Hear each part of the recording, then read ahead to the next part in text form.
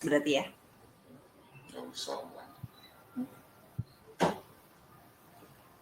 Oke. Itu kenapa sih? Selamat pagi teman-teman semuanya yang mengikuti webinar dari webinar jamnya ICGR Learning Hub bekerjasama dengan Elsam dan bekerjasama dengan Pradi.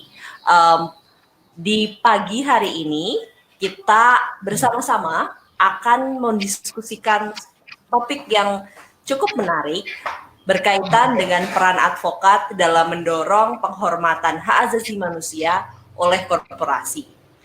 Sebelum kita memulai acara hari ini, mungkin saya mau minta feedback dari teman-teman, apakah bisa mendengarkan suara dengan baik sebelum kita memulai acaranya. Suaranya bagus. Oke. Terima kasih teman-teman. Dalam acara hari ini kita mempunyai ada 4 pembicara yang semuanya ahli di bidangnya.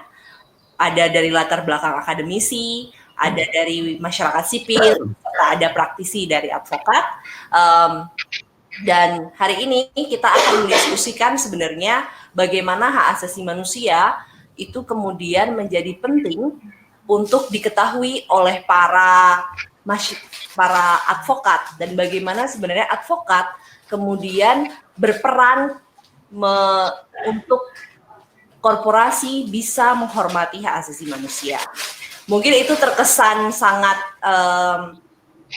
baru ya, karena selama ini para advokat kemudian bekerja rata-rata untuk mendukung korporasi untuk meraih sebanyak-banyaknya keuntungan. Dan hak asasi manusia seringkali diimajinasikan sebagai sesuatu yang berlawanan dengan tugas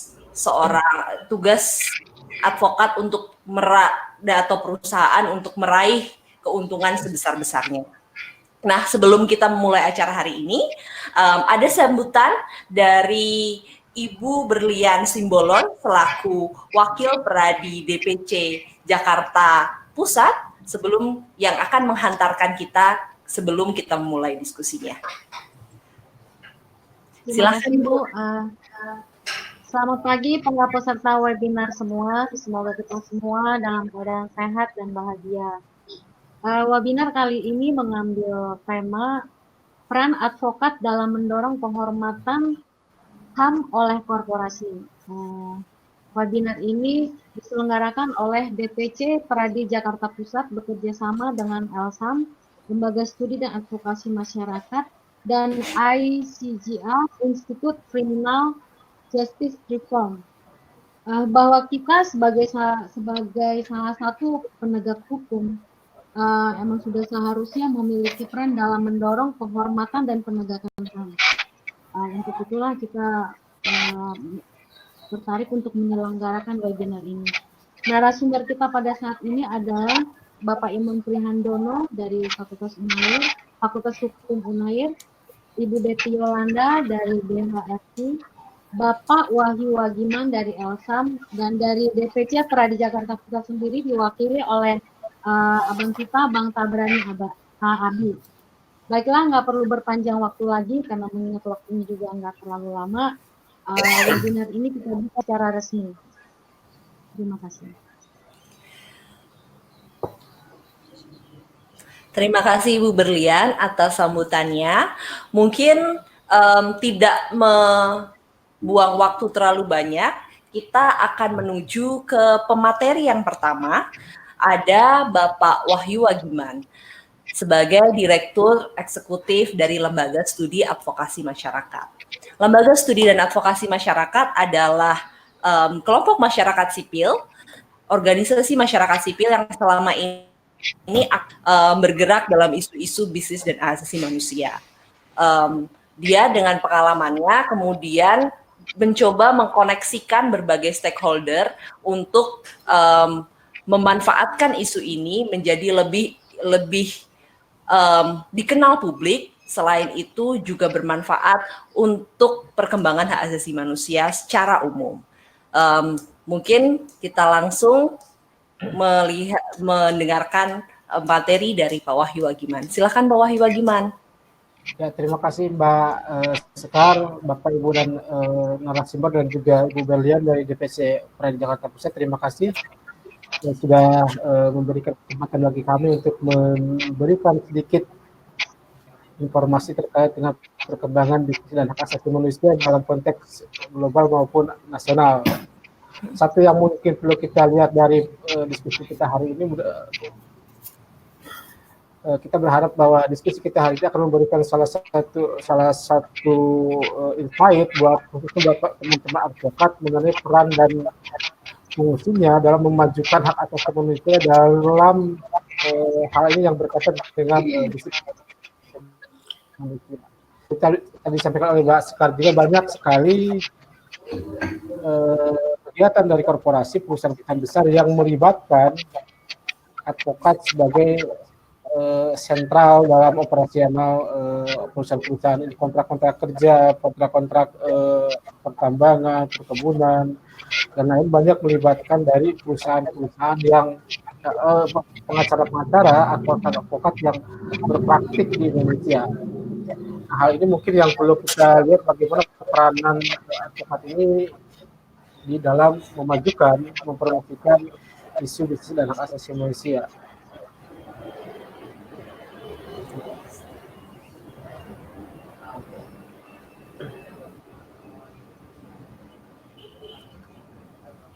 Nah, mengapa hak asasi manusia ini juga yang mungkin perlu kita lihat kenapa kita harus mendiskusikan mengenai isu dan hak asasi manusia. Seperti kita ketahui, hampir semua aspek kehidupan kita itu selalu bersinggungan dengan aspek bisnis.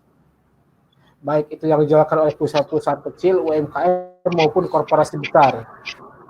Dari semua yang berkaitan dengan rambut sampai ujung kaki, dari kelahiran sampai dengan kematian, semuanya pasti akan berkaitan dengan peran dari perusahaan besar, peran dari korporasi, peran dari bisnis.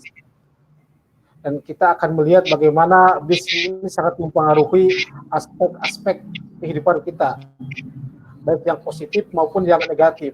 Nah, yang perlu kita lihat mungkin dampak negatifnya apa bisnis terhadap hak asasi manusia.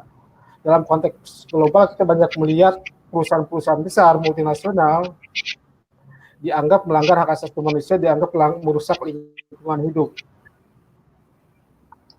Dalam konteks nasional di Indonesia, kita akan melihat ternyata juga laporan Komnas HAM menunjukkan misalnya ada banyak perkembangan yang melibatkan perkembangan negatif yang melibatkan korporasi gitu ya.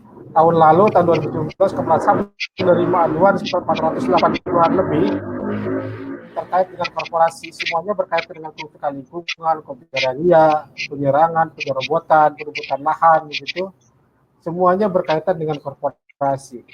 Nah, situasi ini yang kemudian mendorong lembaga-lembaga hak asasi manusia, PBB, dan lain-lain misalnya, untuk melihat peran korporasi dalam pembangunan dan hak asasi manusia itu seperti apa. Dan ini juga proses diskusinya dilakukan dengan sangat panjang gitu ya. Mulai tahun 70-an PBB sudah mulai mendiskusikan mengenai dampak perusahaan-perusahaan multinasional terhadap hak asasi manusia. Yang itu kemudian juga berkembang sampai dengan tahun 90, tahun 2000-an yang puncaknya itu terjadi pada tahun 2005 sampai dengan 2011 gitu ya. Ketika PBB menunjuk Profesor John Ruggie dari Harvard University sebagai perwakilan khusus PBB untuk diskusi dan hak asasi manusia. Tugas Profesor John Ruggie ini berkaitan dengan bagaimana mencari celah, mencari langkah untuk mulai menselaraskan proses-proses pembangunan yang dilakukan oleh bisnis, yang melibatkan bisnis dengan hak asasi manusia. Bagaimana supaya hak asasi manusia tidak terganggu, tidak terdisrupsi dengan hadirnya bisnis. Ini yang kemudian setelah riset panjang hampir 6 tahun, Profesor John Ruggie mempresentasikan kerangka kerja mengenai perlindungan, penghormatan, pemulihan kepada Dewan HAM PBB. Nah, kerangka kerja ini yang kemudian diadopsi oleh PBB sebagai UN Guiding Principle on Business and Human Rights. Salah satu kerangka global yang diharapkan dapat mencegah, mengatasi risiko negatif yang ditimbulkan oleh operasional bisnis. Ini salah satu langkah besar yang terjadi di era 2000-an ketika prinsip-prinsip ini disahkan oleh PBB. Nah, salah satu setelah prinsip ini disahkan mendorong terjadinya pendekatan baru terhadap relasi bisnis dan hak asasi manusia. Dulu mungkin ya sebagian orang akan melihat bisnis dengan negatif misalnya. Bisnis sebagai salah satu entitas yang harus dipermalukan, dimunculkan ke permukaan kemudian dipermalukan. Kemudian yang kalau setelah 2011 setelah konsepnya John Ruggie ini disahkan oleh PBB, kemudian orang mulai berpikir bagaimana menunjukkan kesalahan-kesalahan, katakan dampak negatif dari bisnis, kemudian berusaha bagaimana memperbaikinya. Tidak hanya bisnis itu sendiri, tapi juga melibatkan negara dan juga masyarakat sipil. Ini yang kemudian disebut sebagai salah satu pendekatan baru dalam melihat relasi bisnis dengan hak asasi manusia. Melihat bisnis secara lebih positif sebagai salah satu aktor yang dapat berkontribusi dalam proses pemajuan hak asasi manusia. Nah, ada 3 kerangka besar yang dilahirkan oleh Profesor John Ruggie yang disahkan oleh PBB. Pertama berkaitan dengan kewajiban negara untuk melindungi hak asasi manusia. Negara dengan semua kekuatan, dengan semua otoritas dan semua anggaran dan kekuatan anggaran harus memastikan bahwa setiap orang, individu, itu harus bebas dari pelanggaran hak asasi manusia ketika ada bisnis yang menjalankan operasinya. Ada korporasi yang beroperasi di sekitar lingkungan masyarakat. Ketika ada pasar besar yang beroperasi di satu wilayah, pasar besar itu tidak boleh mengganggu warung-warung kecil di samping-sampingnya. Nah, ini yang kemudian menjadi salah satu tanggung jawab terbesar yang dibebankan kepada negara. Yang kedua, yang ditawarkan oleh John Ruggie ini juga terkait dengan tanggung jawab perusahaan. Perusahaan besar terutama harus mulai menjadikan hak asasi manusia sebagai bagian yang integral dari operasinya. Mereka tidak boleh melanggar hak-hak asasi manusia yang diakui oleh instrumen internasional, yang diakui oleh semua negara-negara PBB. Semua korporasi besar, perusahaan-perusahaan harus mulai menghindari, mengurangi, atau bahkan mencegah dampak buruk dari operasi bisnis mereka. Nah, yang terakhir terkait dengan pemulihan. Kalau ada kerusakan, kalau ada dampak buruk dari operasional bisnis, negara dan ataupun perusahaan korporasi, mereka harus menyiapkan mekanisme pemulihan, harus menyiapkan mekanisme perbaikan yang dapat diakses oleh orang-orang, komunitas-komunitas, kelompok-kelompok yang terdampak, baik melalui mekanisme yudisial maupun mekanisme non-yudisial. Nah, 3 konsep ini yang kemudian sering disebut sebagai 3 pilar dari prinsip-prinsip Ruggie yang sangat mempengaruhi semua perkembangan di tahun-tahun berikutnya setelah 2011, yang mungkin nanti akan disampaikan oleh Betty dan Mas Iman gitu ya. Nah, berkaitan dengan kewajiban negara untuk melindungi, salah satu hal yang harus kita perhatikan terkait dengan ketersediaan regulasi yang harus dibentuk oleh negara, yang harus dibuat oleh negara, yang harus memberikan jaminan bahwa setiap operasional perusahaan yang beroperasi, katakanlah di Indonesia, itu tidak boleh melanggar hak asasi manusia. Semua proses dalam lini bisnisnya harus memastikan hak asasi manusia tidak boleh dilanggar. Nah, kalau ada pelanggaran, negara dengan kekuatan anggaran operasional dan kekuatan dengan seluruh lembaga, kementerian lembaga dan lainnya yang terkait dengan kewenangannya, itu harus mulai melakukan upaya-upaya untuk mencegah, menginvestigasi, bahkan menghukum setiap perusahaan-perusahahan yang melanggar hak asasi manusia. Tidak boleh ada satupun perusahaan yang melanggar dibiarkan, termasuk juga memperbaiki kerusakan-kerusakan yang terjadi akibat operasi perusahaan.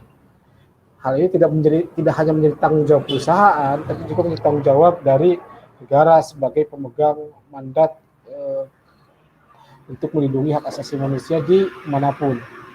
Dalam hal ini konteks warga negara Indonesia misalnya. Yang kedua berkaitan dengan tanggung jawab perusahaan, pilar kedua ini juga memberikan arahan yang sangat jelas bagi kita, bagi perusahaan-perusahaan untuk paling tidak menyiapkan 3 langkah utama agar perusahaan dapat menghindari terjadinya pelanggaran hak asasi manusia. Ada 3 langkah yang harus dilakukan oleh perusahaan untuk menghormati hak asasi manusia. Pertama, setiap perusahaan harus membuat kebijakan hak asasi manusia atau komitmen hak asasi manusia. Yang kedua, perusahaan harus melakukan uji tuntas hak asasi manusia. Perusahaan harus dapat menilai risiko-risiko yang mungkin muncul akibat operasional perusahaan mereka. Setelah mereka menilai potensi risiko, potensi dampak, perusahaan juga harus menyiapkan rencana mitigasinya seperti apa. Rencana mitigasi ini harus melibatkan setiap orang yang mungkin terdampak, melibatkan publik, melibatkan ahli-ahli, dan juga mungkin melibatkan pengacara-pengacara, melibatkan advokat-advokat yang akan membantu proses uji tuntas ini. Dan kalau dalam penilaian dampak itu dirasakan akan ada kerusakan, akan ada dampak negatif, secara langsung juga perusahaan harus menyiapkan mekanisme pemulihan. Bagaimana langkah-langkah antisipatif untuk pemulihan ini dilakukan secara simultan, mulai dari pembuatan kebijakan, uji tuntas, termasuk juga menyiapkan mekanisme pemulihannya. Nah, hal-hal ini juga tidak bisa dilepaskan dari upaya-upaya yang harus dilakukan oleh perusahaan untuk menghindari beberapa tindakan kegiatan yang biasanya melibatkan perusahaan dalam bisnis, baik itu sebagai penyebab terjadinya pelanggaran hak asasi manusia, penyebab terjadinya kerusakan lingkungan, maupun perusahaan kadang-kadang berkontribusi dalam hal terjadinya pelanggaran HAM, dalam hal terjadinya kerusakan lingkungan misalnya. Nah, kadang-kadang perusahaan juga tidak menjadi penyebab, dia tidak berkontribusi, tapi dia memiliki hubungan dengan kerusakan, dengan pelanggaran hak asasi manusia yang terjadi. Nah, hal ini harus betul-betul dipastikan bahwa perusahaan dapat menghindari semua potensi buruk yang mungkin terjadi akibat operasi mereka, baik secara langsung maupun tidak langsung. Yang ketiga, terakhir dengan akses pemulihan. Pilar ketiga mendiskusikan lebih lengkap mengenai bagaimana langkah-langkah yang harus disiapkan oleh negara, oleh perusahaan ketika ada dampak buruk. Langkah-langkah apa yang harus dilakukan oleh negara dan perusahaan untuk memberikan akses kepada korban-korban yang terdampak, dapat memperbaiki situasinya, baik itu melalui mekanisme yudisial maupun mekanisme non-yudisial. Semua langkah-langkah pemulihan ini harus betul-betul dapat diakses secara mudah, secara gampang, tidak boleh bertele-tele gitu ya. Ini yang salah satu konsep penting yang dikembangkan oleh PBB terkait dengan hak-hak korban yang harus dilindungi oleh negara dan korporasi secara bersamaan ketika akan baik ketika izin-izin dikeluarkan maupun ketika perusahaan itu sudah beroperasional. Nah, bagaimana dengan perkembangan di Indonesia? Kalau kita lihat perkembangan di Indonesia mengenai bisnis dan hak asasi manusia itu sudah banyak sekali inisiatif regulasi ya dan juga langkah tindakan kebijakan yang dilakukan oleh pemerintah Indonesia untuk menjadikan hak asasi manusia sebagai bagian penting dari bisnis. Pertama misalnya mengenai bisnis dan hak asasi manusia itu dimasukkan ke dalam Ranham 2015-2019 yang kemudian juga dilanjutkan dalam Ranham 2020 sampai dengan 2024, walaupun kita masih harus menunggu Kepresnya. Tapi secara substansial sudah masuk ke dalam Ranham. Komnas HAM pada tahun 2017 mengeluarkan rencana aksi nasional mengenai bisnis dan hak asasi manusia, yang mana melalui Perkom 1 2017, semua konflik, semua aduan terkait dengan korporasi, perusahaan-perusahaan, itu harus dilakukan melalui mekanisme yang diatur dalam Perkom 1 tahun 2017. Yang perkembangan paling maju mungkin dilakukan oleh Kementerian Kelautan dan Perikanan ketika merilis 2 peraturan yang berkaitan dengan sertifikasi pada usaha perikanan. Bagaimana semua perusahaan perikanan yang beroperasi di Indonesia dia harus mendapatkan sertifikat dari Kementerian Kelautan dan Perikanan. Yang ini mungkin juga akan menjadi salah satu peluang yang bisa diambil oleh advokat-advokat Indonesia untuk memfasilitasi proses mendapatkan sertifikasi dari katakanlah KKP, Kementerian Kelautan dan Perikanan yang berkaitan dengan izin usaha tangkap ikan di Indonesia. Di dunia global lebih maju lagi, hampir semua negara-negara Eropa mengembangkan rencana aksi nasional bisnis dan hak asasi manusia. Semua perusahaan yang berasal dari Eropa yang beroperasi dimanapun itu, termasuk di Indonesia, dia harus mengintegrasikan kebijakan hak asasi manusia ke dalam operasional bisnisnya. 2 menit lagi Pak Wahyu. Iya, terima kasih. Nah, yang mungkin perlu kita perhatikan terkait dengan terutama buat rekan-rekan pengacara begitu ya. Instrumen hak asasi manusia internasional mungkin belum masuk ke dalam regulasi atau kebijakan dari perusahaan-perusahaan itu. Sebagian perusahaan-perusahaan yang beroperasi di Indonesia belum mencantumkan hak asasi manusia sebagai bagian yang penting dalam operasionalnya. Nah, intervensi ini yang mungkin bisa dilakukan bersama-sama bagaimana perusahaan-perusahaan dapat mengenal lebih detail mengenai ketentuan yang dibuat oleh negara-negara Eropa misalnya, oleh OECD terkait dengan perusahaan-perusahaan multinasional yang beroperasi di Indonesia terkait dengan pengembangan ISO 26000 yang juga dibuat setelah prinsip-prinsip PBB mengenai bisnis dan hak asasi manusia itu disahkan pada tahun 2011. Juga terkait dengan perusahaan perkebunan kelapa sawit, RSPO Roundtable for Sustainable Palm Oil itu juga mengintegrasikan hak asasi manusia sebagai salah satu syarat ketika perusahaan-perusahaan perkebunan itu akan mendapatkan sertifikasi layak jual ke Eropa dan Amerika misalnya. Dan banyak lagi inisiatif global yang sudah mengintegrasikan hak asasi manusia sebagai hal yang harus dipenuhi oleh perusahaan-perusahaan yang beroperasi dimanapun itu. Baik yang terkait dengan industri pertambangan, perkebunan, kehutanan, ekstraktif, lainnya, penerbangan, dan industri keuangan. Ini salah satu peluang terbesar mungkin yang bisa diperoleh oleh semua stakeholder lawyering di Indonesia terkait dengan perkembangan bisnis yang harus mengintegrasikan, mau tidak mau harus memulai menjadikan hak asasi manusia sebagai bagian yang penting dari operasional bisnis mereka. Sehingga mungkin ke depan diskusi-diskusi terkait dengan ini bisa dikembangkan oleh semua advokat Indonesia, bisa dikembangkan lagi oleh peradi yang ada di Indonesia, baik pusat maupun di cabang-cabang. Itu dulu mungkin Mbak Sekar, Bapak Ibu dan rekan-rekan, lebih dan kurangnya nanti kita bisa diskusikan. Terima kasih. Oke, terima kasih banyak Pak Wahyu Wagiman. Dari pemaparannya Pak Wahyu tadi kita bisa mengambil kesimpulan ya, sebenarnya korporasi ini bisa kemudian berkontribusi terhadap pelanggaran hak asasi manusia gitu. Dia bisa saja menjadi penyebab, bisa menjadi berkontribusi terhadap pelanggaran hak asasi manusia, atau mungkin bahkan dia tidak menyebabkan atau tidak berkontribusi, namun aktivitasnya kemudian berhubungan dengan pelanggaran hak asasi manusia. Itu mengapa korporasi kemudian harus mempertimbangkan hak asasi manusia dalam kerja-kerjanya untuk bisa menghargai hak asasi manusia.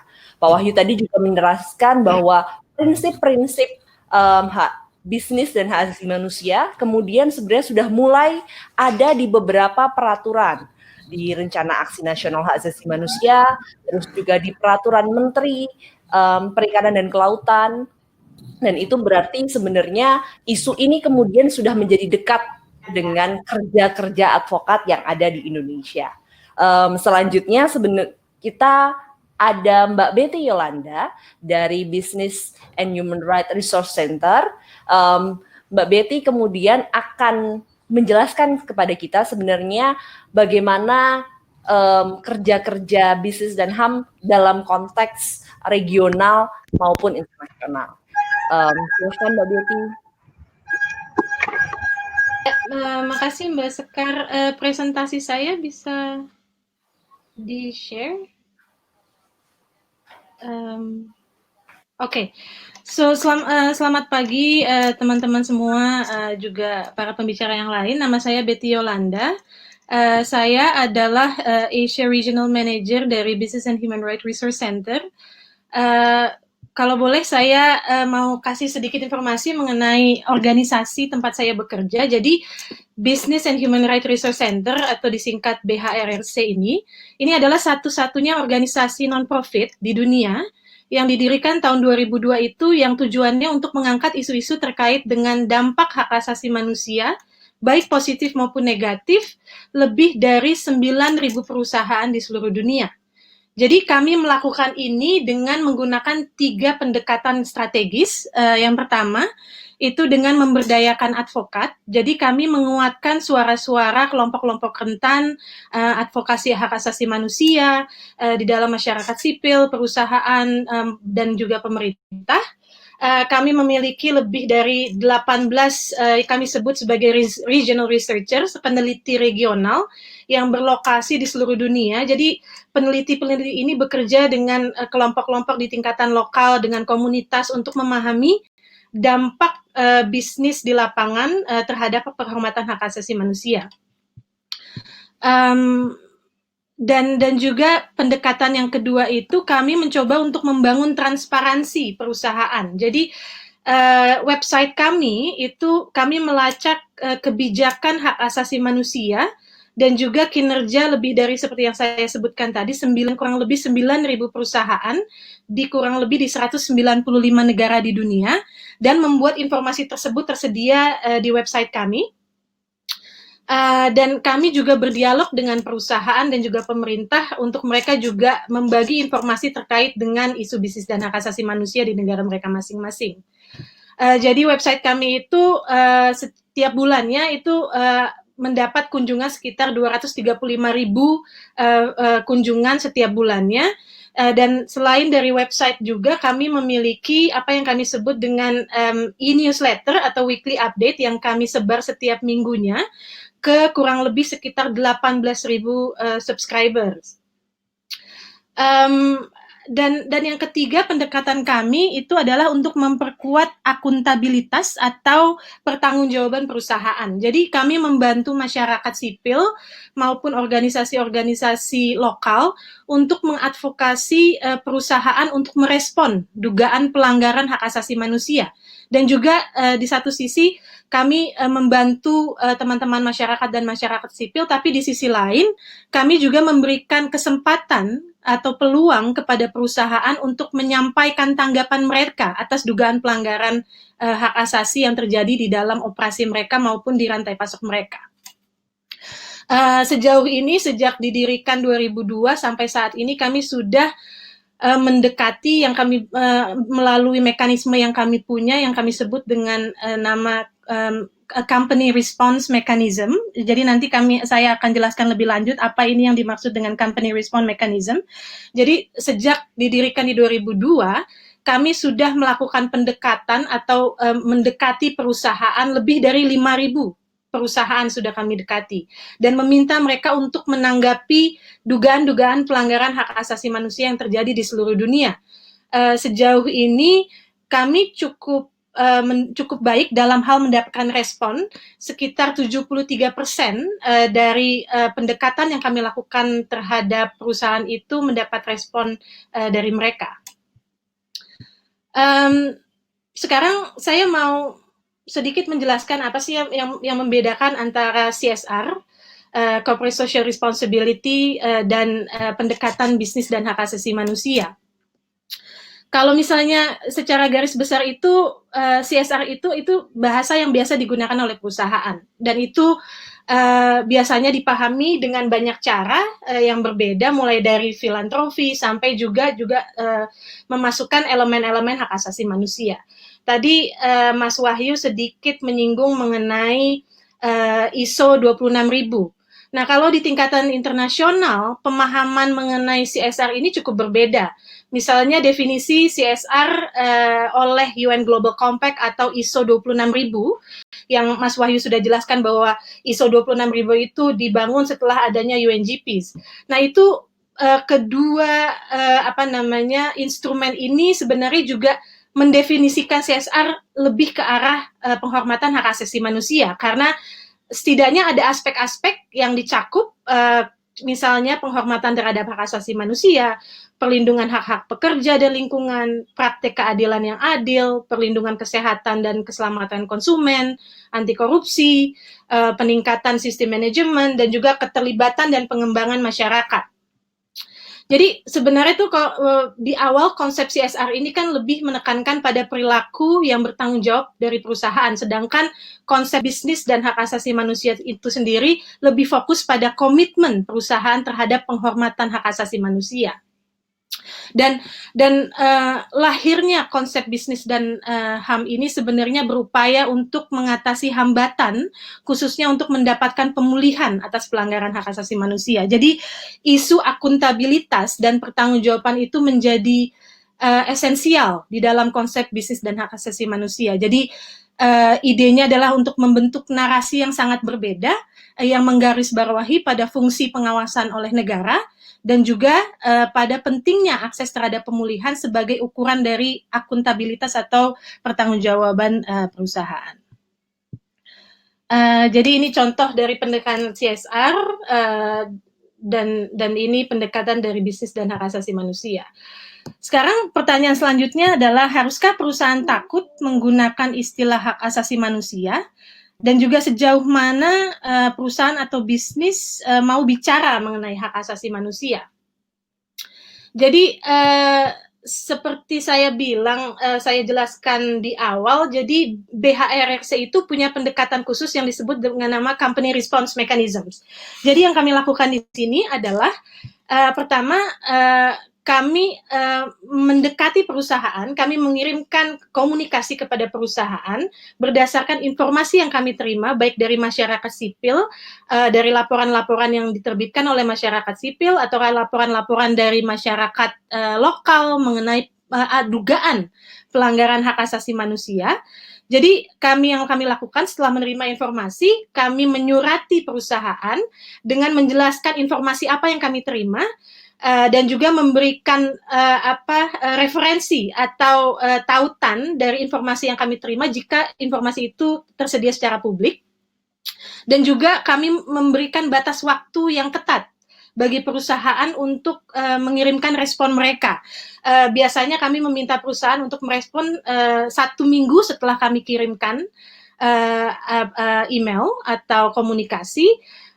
Dan juga dari komunikasi yang kami sampaikan kepada perusahaan, sebenarnya ada beberapa jenis respons yang kami terima. Pertama, respon yang cukup positif. Jadi positif itu maksudnya kami menerima respon yang lengkap dan juga memuaskan, dalam arti bahwa perusahaan di dalam responnya benar-benar menanggapi isu yang digarisbawahi di dalam komunikasi kami. Dan juga yang kedua opsinya adalah ada jawaban yang singkat dan juga tidak memadai, dalam arti bahwa mereka hanya bilang bahwa misalnya contohnya, oh ya, kami menerima informasi yang dikirimkan dan kami akan menindaklanjuti, hanya sebatas itu. Dan yang jenis yang kedua adalah non-response, artinya perusahaan secara langsung melakukan penolakan untuk menjawab atau memberikan pesan singkat untuk mengatakan bahwa perusahaan tidak ingin menjawab. Nah, apa yang kami lakukan setelah kami mendapatkan respon ini adalah pertama, untuk respon yang positif, biasanya kami, seperti kami bilang, bahwa website kami itu adalah untuk memberikan informasi mengenai performa dari perusahaan atau bisnis, baik yang positif maupun negatif.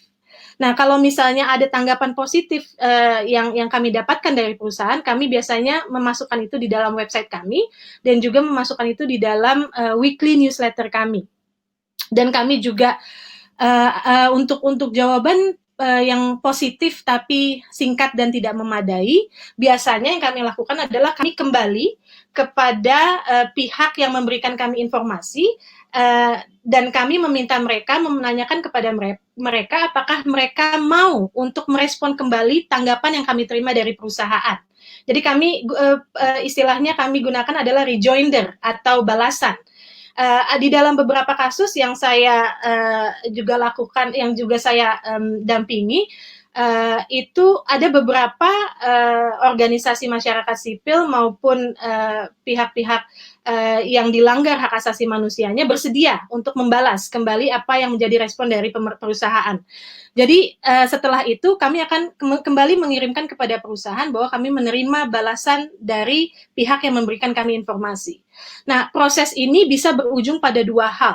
Pertama, dialog antara pihak yang melaporkan dugaan pelanggaran dengan perusahaan, atau deadlock, di mana masing-masing pihak tetap mempertahankan posisinya. Tapi kami tetap akan memberikan ruang bagi masyarakat sipil, bagi korban, bagi perusahaan untuk terus berdialog dan berkomunikasi dengan kami sebagai pihak sebagai pihak perantara. Nah, untuk non-respon, biasanya yang kami lakukan adalah kami tidak hanya stop pada perusahaan yang diduga melakukan pelanggaran hak asasi manusia. Kami juga sampai pada tahap di mana kami menghubungi investor perusahaan. Jadi investor perusahaan di mana kami rasa penting juga investor itu untuk mulai memahami peran mereka di dalam penghormatan hak asasi manusia di dalam bisnis. Jadi biasanya kami mengingatkan mereka tentang tidak responsifnya perusahaan dan juga meminta tanggapan atau intervensi dari mereka. Nah, kalau misalnya di tingkatan Asia, bisa dilihat bahwa dari 3 subregional, Asia Tenggara, Asia Timur Laut, Asia Selatan, dan Asia Tengah, kita bisa melihat bahwa Asia Selatan responnya cukup lebih tinggi dibandingkan 3 subregional yang lainnya. Dan kantor pusat itu maksudnya adalah, jadi kalau lihat kolom yang pertama itu adalah wilayah di mana dugaan pelanggaran hak asasi manusia terjadi. Kalau yang kolom yang kanan adalah kantor pusat, jadi perusahaan yang berkantor pusat di wilayah Asia. Nah, kalau dilihat dari sektor, itu sebenarnya sangat tergantung dari sektor mana yang benar-benar menjadi pendorong perekonomian suatu negara.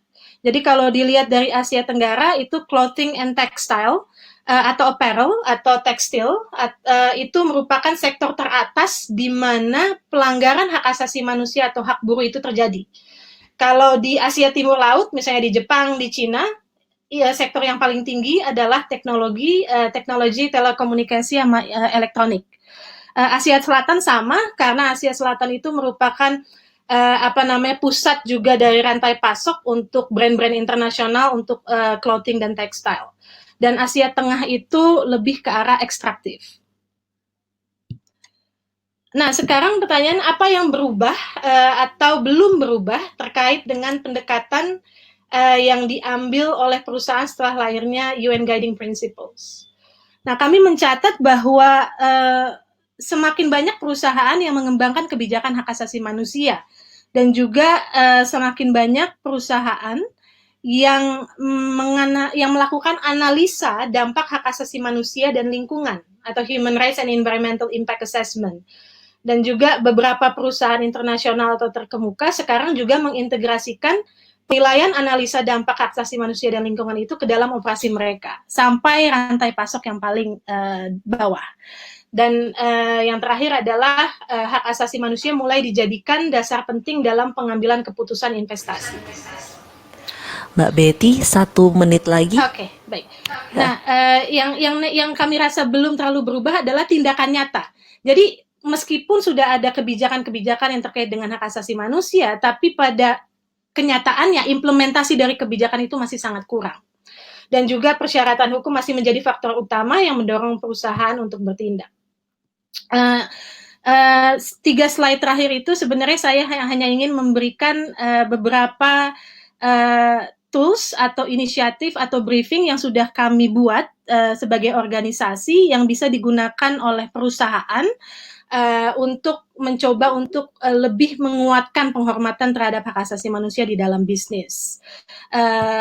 Dan juga secara khusus mungkin menarik untuk teman-teman pengacara, ada satu seksi di dalam atau satu bagian di dalam situs kami yang khusus menggarisbawahi mengenai pentingnya peran pengacara dan juga isu mengenai corporate legal accountability.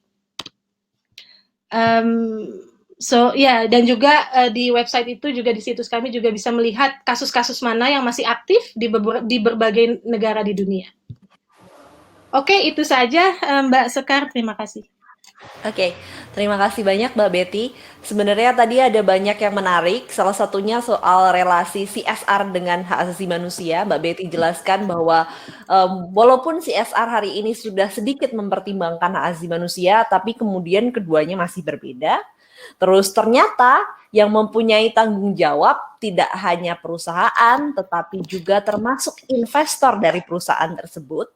Itu juga kemudian menarik menjadi melihat peran pengacara dan yang kemudian bisa dimanfaatkan oleh para advokat yang mungkin hari ini mengikuti webinar hari ini, itu bisa mengunjungi situsnya BHRRC gitu untuk kemudian melihat contoh-contoh kasus apa saja sih terkait bisnis hak asasi manusia yang selama ini sudah ada dan bagaimana perkembangannya. Selanjutnya kita beralih lagi ke pembicara kita yang selanjutnya, ada Mas Iman Prihandono. Mas Iman Prihandono merupakan dosen dari Universitas Erlangga Surabaya. Mas Iman kemudian aktif menulis dan juga mengamati isu-isu terkait dengan bisnis dan hak asasi manusia. Selanjutnya saya serahkan kepada Mas Imam untuk presentasinya. Terima kasih Mbak Sekar.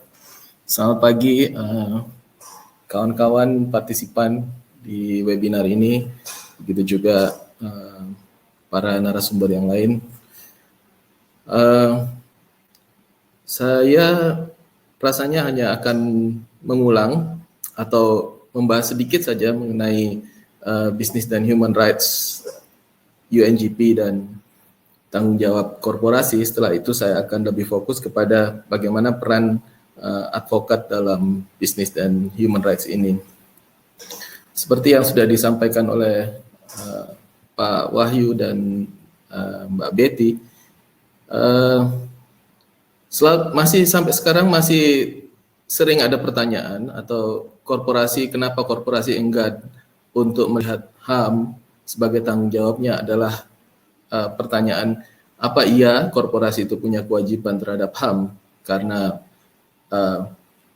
HAM merupakan tanggung jawab negara pada intinya.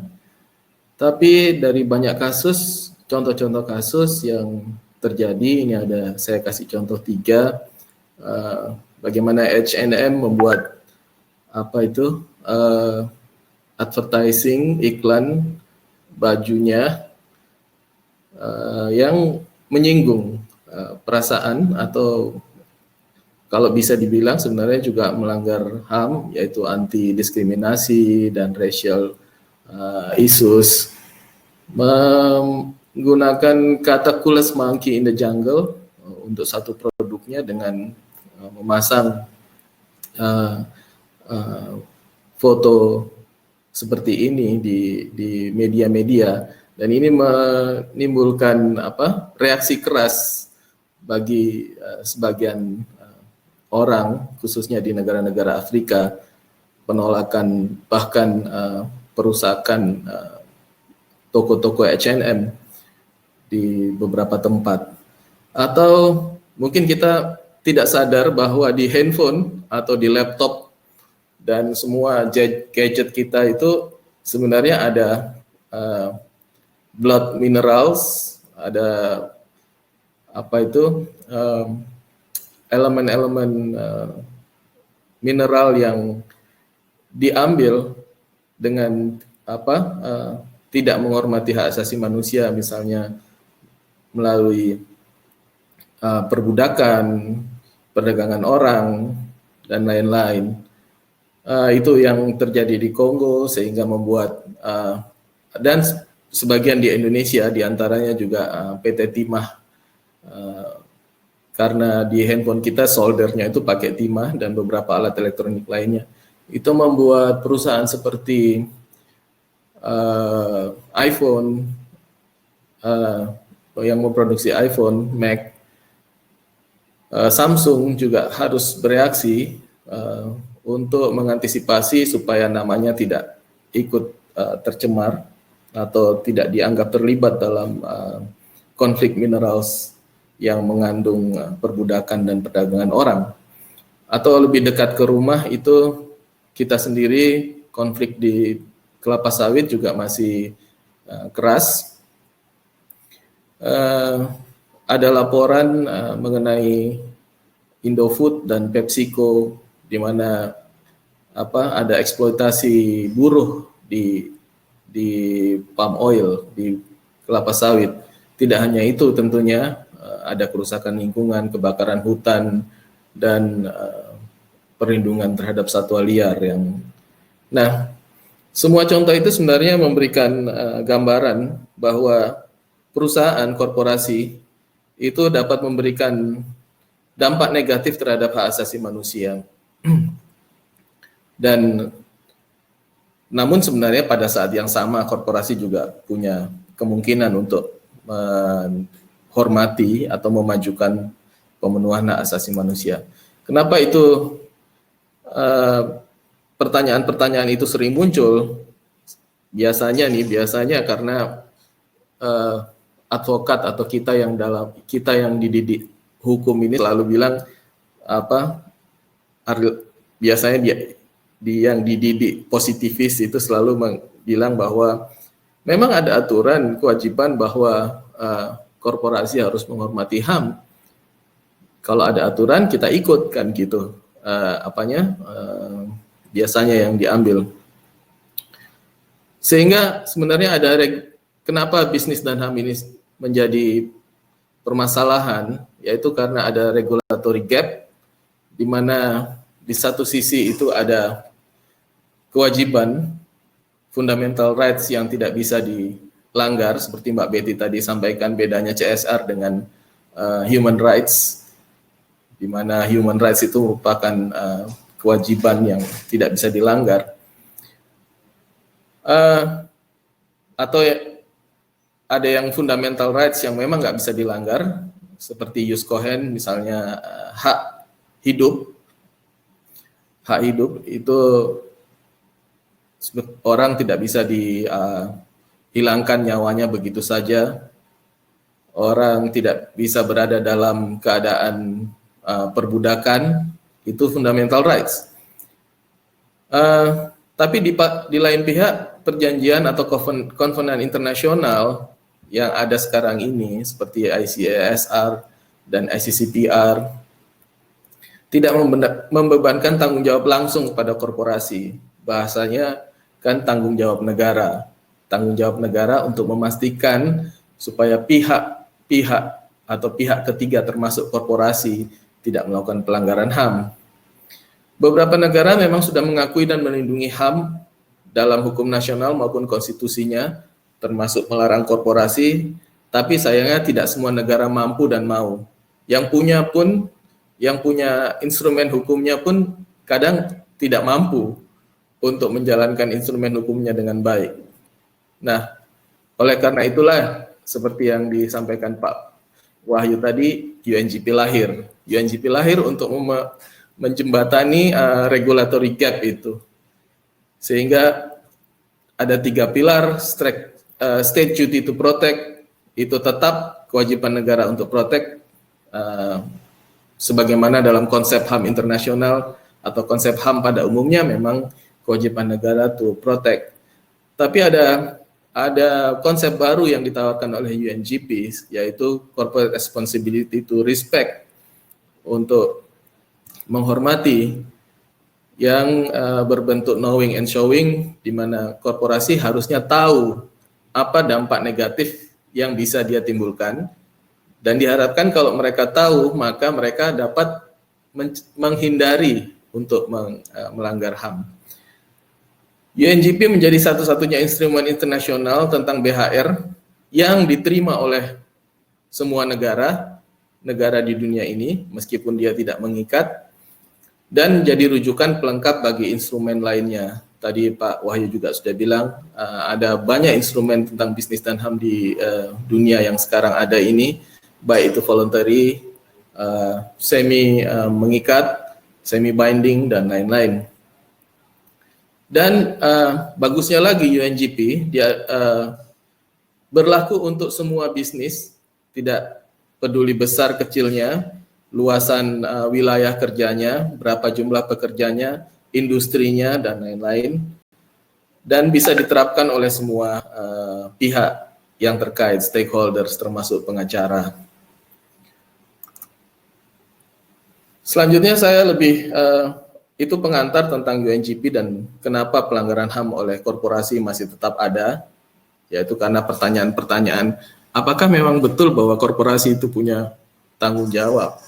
Di UNGP sudah diperjelas, ada tanggung jawabnya, yaitu menghormati, to respect, melalui knowing and showing human rights due diligence. Nah, sebenarnya bagaimana peran advokat dalam bisnis dan human rights ini?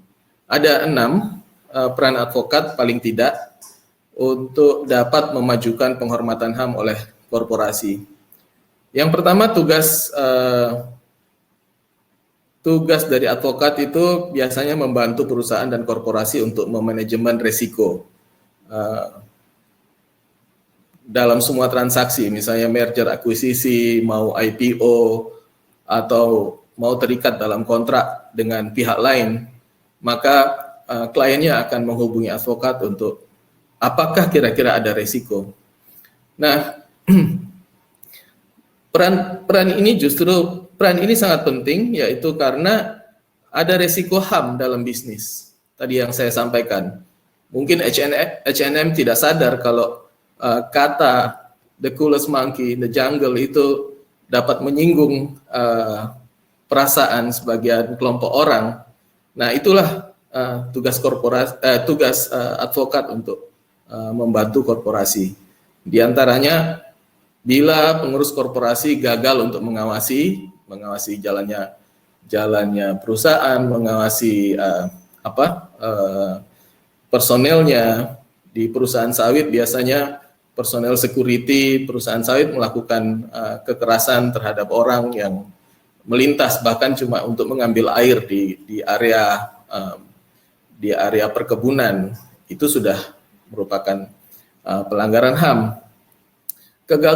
Kegagalan korporasi memenuhi komitmen kebijakan HAM, itu kalau korporasinya sudah punya komitmen misalnya, karena beberapa korporasi sudah punya komitmen HAM. Kegagalan merespon putusan pengadilan yang mengubah standar HAM, ada banyak putusan pengadilan kita sekarang, Mahkamah Undang-Undang Perburuan Ketenaga Kerjaan misalnya, itu yang paling banyak diajukan untuk judicial review. Tentu misalnya aturan tentang serikat pekerja yang tadinya cuma 1, sekarang sudah boleh 2 karena putusan MK. Maksudnya lebih dari 1 dalam satu perusahaan. Dan kegagalan merespon perubahan regulasi akibat peristiwa pelanggaran HAM tertentu. Misalnya akibat kasus tertentu di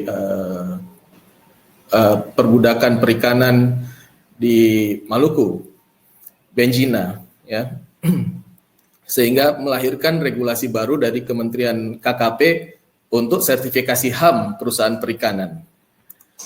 Yang kedua, sustainability, seperti yang disampaikan Mbak Betty tadi, semakin banyak perusahaan yang sadar bahwa profit bukan satu-satunya yang utama dalam menjamin kelangsungan usaha perusahaan. Perusahaan juga harus memperhatikan planet, people, selain daripada profit. Jadi 3P itu, profit, planet, dan people. Karena perusahaan toh juga tidak akan sustainable bila planetnya rusak atau people, masyarakat sekitarnya, pekerjanya, itu tidak happy dengan bagaimana perusahaan menjalankan usahanya. Perusahaan misalnya akan dihalang-halangi untuk melakukan usaha, buruh dan tenaga kerja tidak menjalankan pekerjaannya secara baik. Sehingga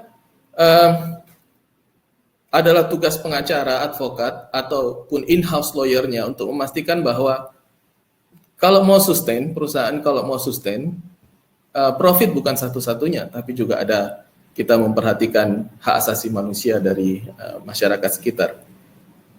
Yang ketiga, pengacara memberikan advice tentang perubahan-perubahan hukum yang terjadi. Nah, bisnis dan HAM sekarang sudah berkembang secara cepat.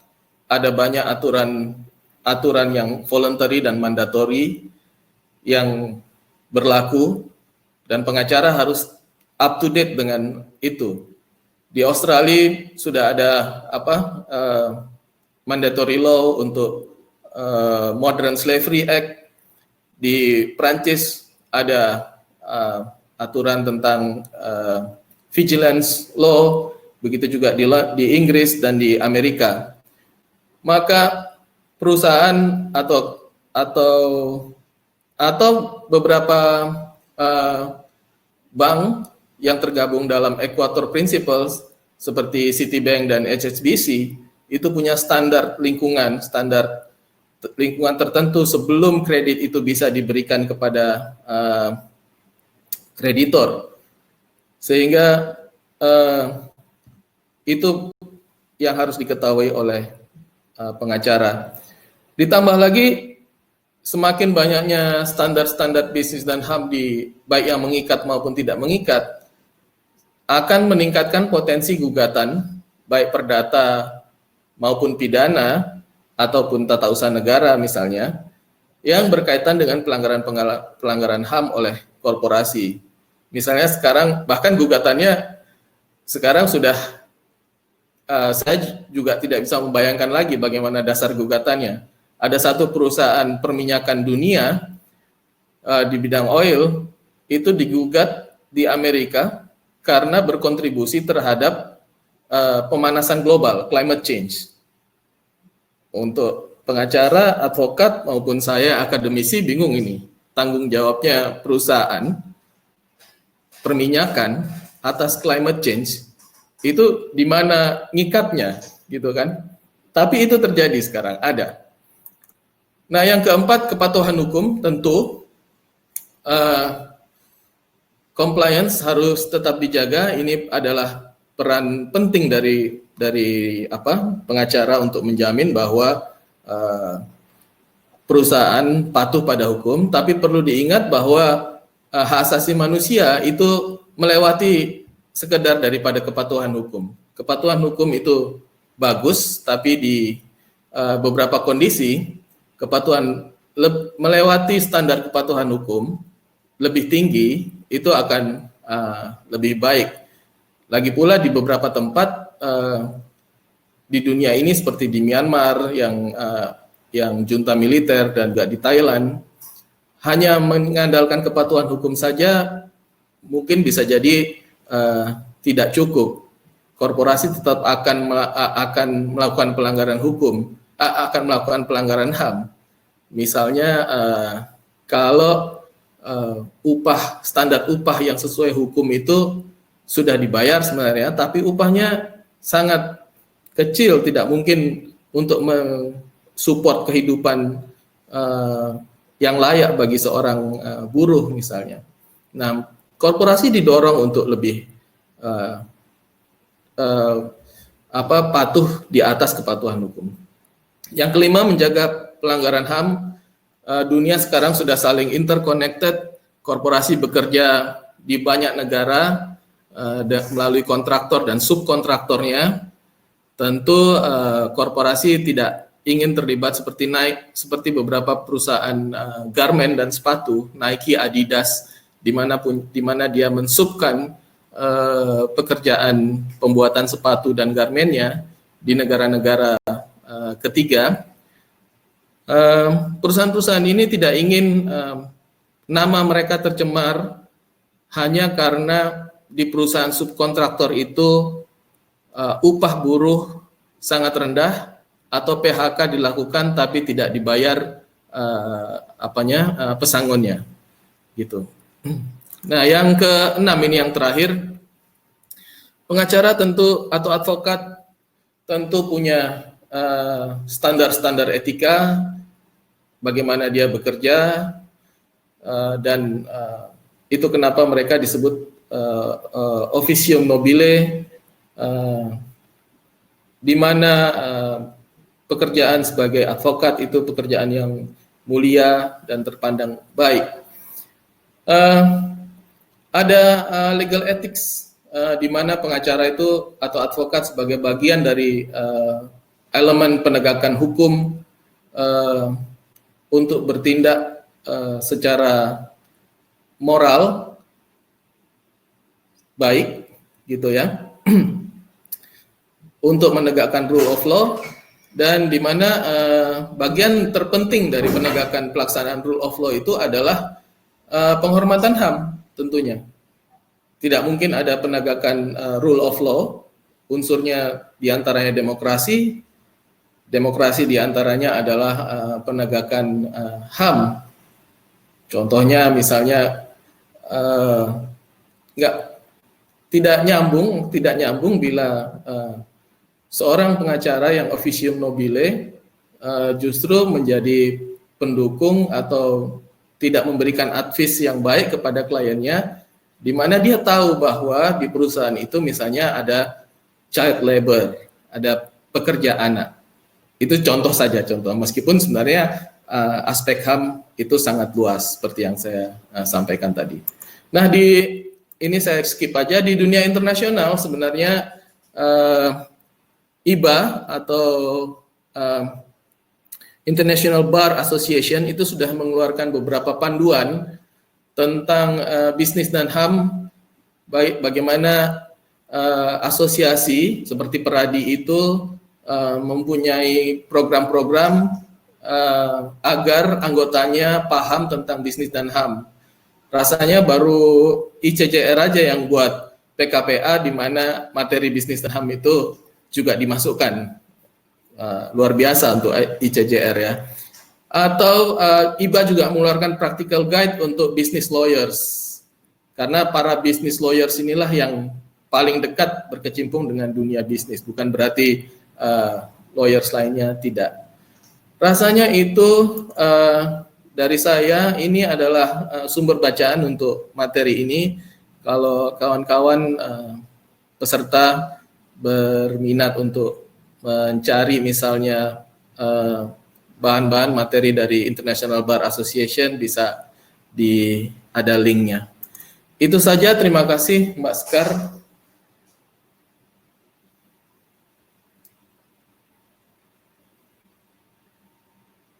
Mbak Sekar.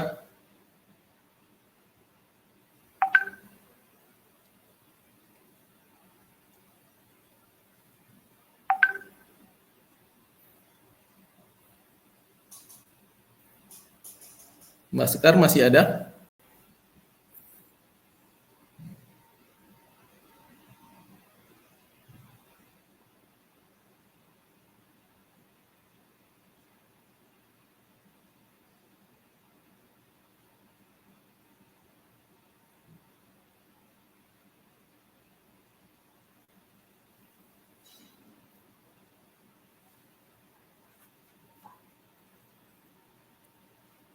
Atau saya belum 15 menit sebenarnya.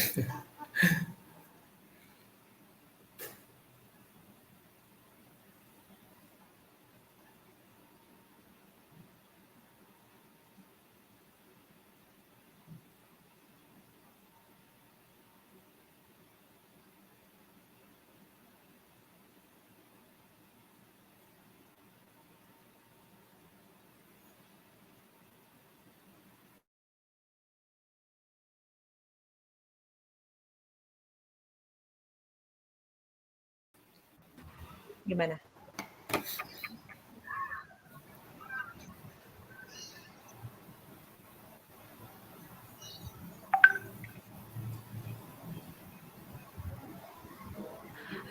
Halo teman-teman, maaf tadi sedikit ada permasalahan teknis.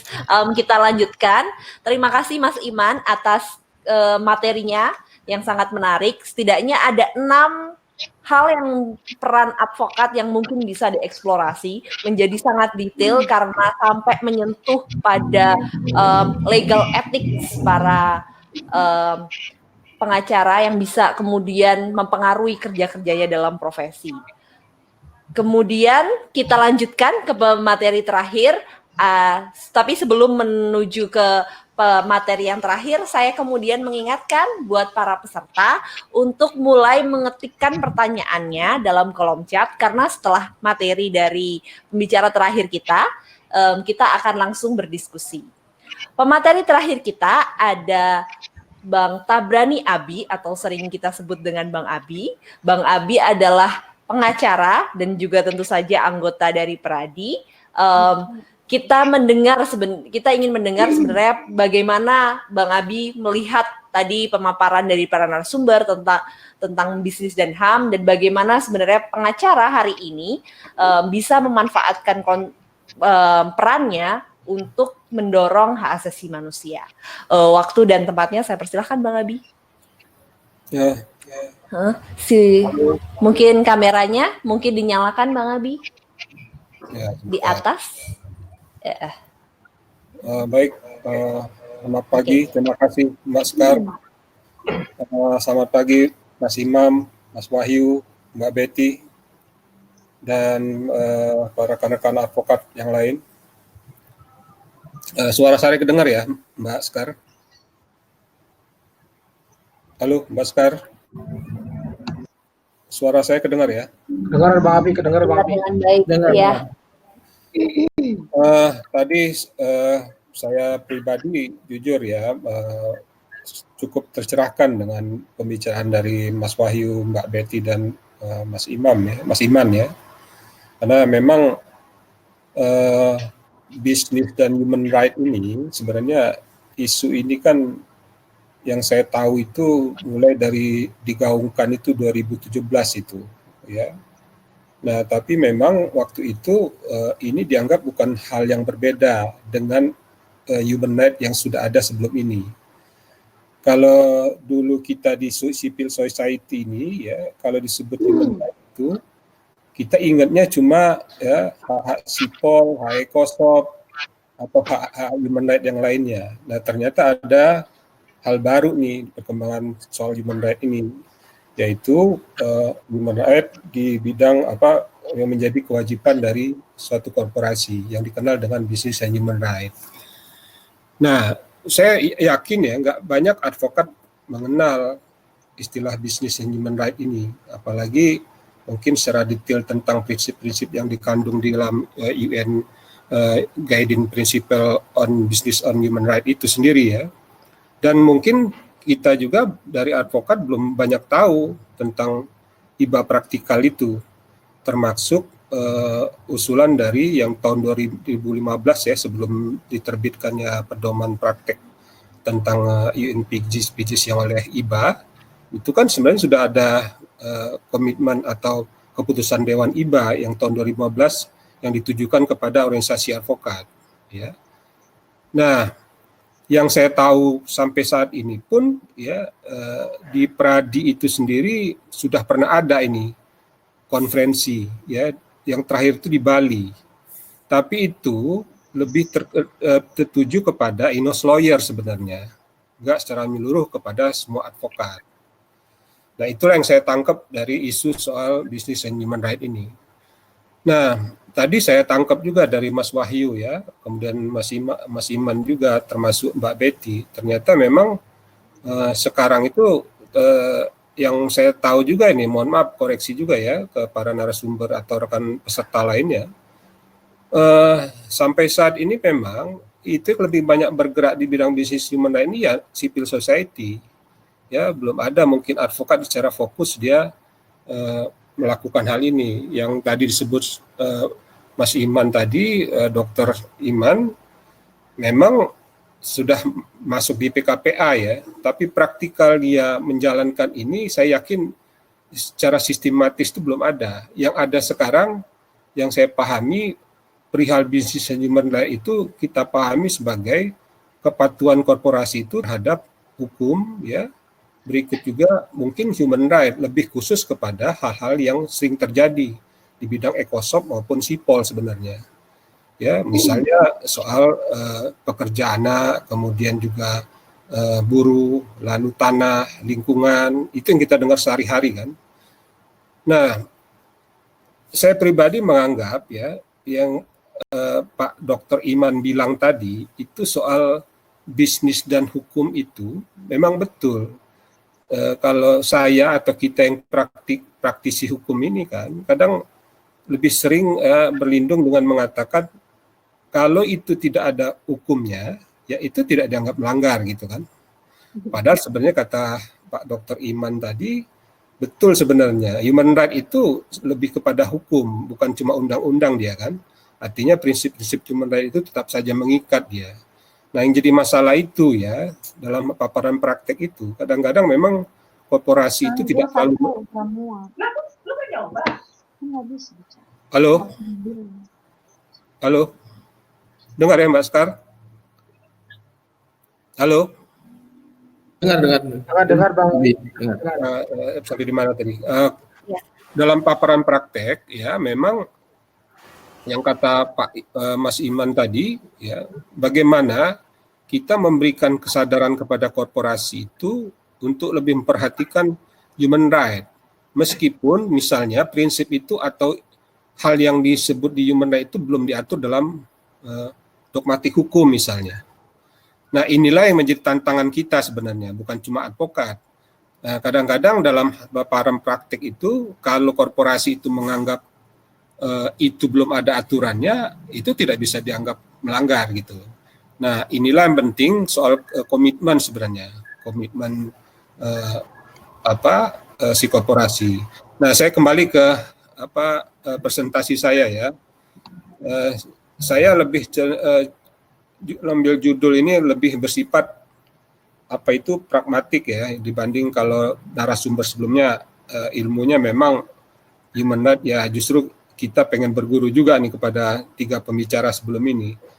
Karena di paparan praktis itu memang kita belum banyak memahami tentang prinsip-prinsip ini secara detail dan bagaimana itu bisa diaplikasikan dalam praktek praktisi hukum ini ya.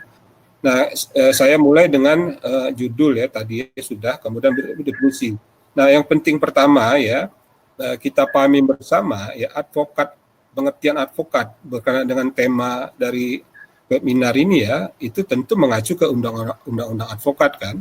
Jadi dia statusnya advokat gitu. Jadi orang yang berprofesi memberikan jasa hukum ya, baik di luar maupun di dalam pengadilan memenuhi syarat undang-undang advokat.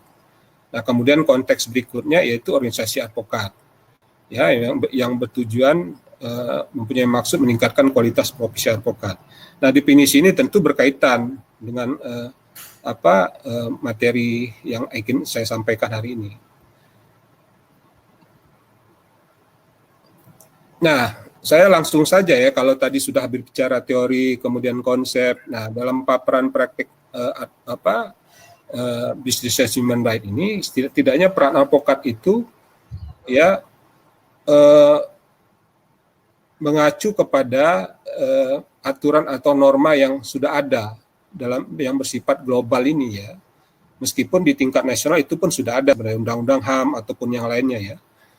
Nah, pertama peran advokat terkait UNGPS ya, mendorong penerapan prinsip panduan PBB ya, atau UN Guiding Principle on Business and Human Rights dalam kegiatan profesi. Kemudian merealisasikan panduan praktis IBA yang isinya itu sebenarnya adopsi dari prinsip panduan PBB juga. Cuma IBA memang itu membuat uraian tentang hal-hal yang pragmatis yang bisa diterapkan oleh advokat dalam hal menjalankan profesi sehari-harinya, khususnya terkait dengan peran si korporasi itu sendiri. Jadi memang panduan praktik IBA itu ditujukan kepada advokat atau pengacara bisnis kalau istilah dia pakai itu ya. Karena memang sebenarnya faktanya pengacara ini banyak kan. Dan sebenarnya kalau mau jujur ya, tidak juga cuma pengacara bisnis yang terlibat dalam business as human right ini. Justru teman-teman civil society ini yang justru lebih banyak terlibat sebenarnya kan. Kalau disebut dia pengacara bisnis bukan juga, tapi ilmu kemudian qualified dia lebih memenuhi, justru lebih banyak teman-teman nilai memenuhi dibanding advokat itu sendiri. Nah, mungkin yang dimaksud advokat bisnis ini lebih tepat dalam bentuk realitanya itu corporate law ya, mereka yang teman-teman menjalankan usaha atau firma hukum di corporate ya. Padahal sebenarnya yang teman-teman di litigasi pun sering-sering terkait dan mungkin dia tidak sadari soal ini ya. Nah, kemudian ketiga, mengoptimalisasikan peran organisasi advokat menjalankan panduan untuk organisasi advokat. Nah, ini ada juga sebenarnya yang disebut dengan panduan untuk organisasi advokat ya, yang diterbitkan tahun 2015 itu. Nah, inilah sebenarnya yang disarankan oleh IBA ya, yang untuk diadopsi kemudian diterapkan oleh seluruh organisasi advokat anggota IBA. Dan Pradi sendiri sebenarnya diakui hingga saat ini memang Pradi pimpinan Bang Fauzi dan Bang Thomas itulah yang terdaftar di IBA sebenarnya ya, yang diakui oleh IBA. Nah, kemudian berperan aktif bersama masyarakat sipil, organisasi profesi ya, baik nasional maupun internasional, serta pemerintah untuk merealisasikan prinsip panduan PBB itu. Nah, gambaran umum tentang peran advokat kira-kira inilah ya, kalau terkait dengan prinsip yang terkandung dalam UNPGS ya. Nah, lalu rujukan saya terkait dengan diskusi hari ini ya, Business and Human Rights, yang lebih pragmatis tuh yang mungkin langsung terkait dengan profesi advokat itu ya, mulai dari UN Guiding Principle on Business and Human Rights ya, lalu IBA Practical Guide ya, ini terbitkan oleh IBA tahun 2016, lalu IBA Business and Human Rights Guidance yang tahun 2015 itu sebelumnya. Nah, yang kemudian juga itu penting juga ya, kita perhatikan RANHAM yang saya belum dapat tuh dokumen yang terakhir ya, mungkin Mas Wahyu yang lebih tahu tuh. Tapi saya pikir nggak jauh beda. 2007 yang ada 2017 yang saya baca ya. Tapi sebenarnya prinsip yang dikandung HAM itu kan berlaku nasional ya. Nah, ini penting diperhatikan juga oleh advokat sebenarnya. Bagaimana dia kalau memang berkomitmen menjalankan bisnis dan HAM ini, mau nggak mau dia harus mengacu juga dengan RANHAM ini. Ya, jangan sampai rekomendasi atau apa yang mereka lakukan itu di luar dari rekomendasi yang dicantumkan di RANHAM sebenarnya. Nah, sebenarnya di RANHAM itu sendiri sudah clear ya urusannya, apa yang direkomendasikan Komnas HAM termasuk ada LSAM ya di dalamnya ya, itu sudah clear. Itulah sebenarnya yang kita lakukan termasuk mereka yang berprofesi di bidang hukum. Nah, namun di rekomendasi itu ya tidak tegas memang disebut dia organisasi profesi atau advokat ya, nggak tegas di situ disebut cuma civil society ya. Nah, mungkin kita masuknya di situ mungkin. Nah, terakhir untuk Undang-Undang Nomor 18 Tahun 2000 tentang advokat, itu yang menjadi rujukan diskusi kita hari ini.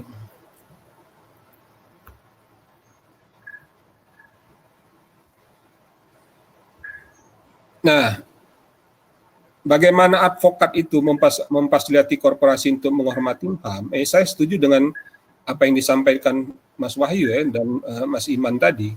Sebenarnya ada 3 kalau saya lihat dari semua dokumen yang saya sebut sebelum tadi ya, termasuk RANHAM ya, itu intinya sebenarnya fasilitasi korporasi untuk menghormati HAM itu tidak lepas dari apa yang ditugaskan atau diwajibkan di pilar kedua terhadap si korporasi ya, untuk to respect ya, menghormati HAM itu sendiri. Nah, kandungan dia uraikan dalam itulah sebenarnya itu juga menjadi bagian dari apa yang bisa dikerjakan oleh advokat untuk mendorong si korporasi itu menghormati HAM, yaitu satu,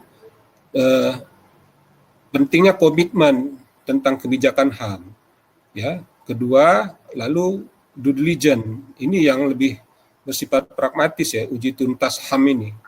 Nah, terakhir itu mekanisme pengaduan dan pemulihan. Nah, ini 3 bidang ini ya yang harus betul-betul menjadi komitmen dan harus betul-betul bisa dipahami oleh si advokat sebenarnya. Kalau memang dia ingin berkomitmen mendorong si korporasi untuk menghormati HAM. Nah, lalu apa isinya?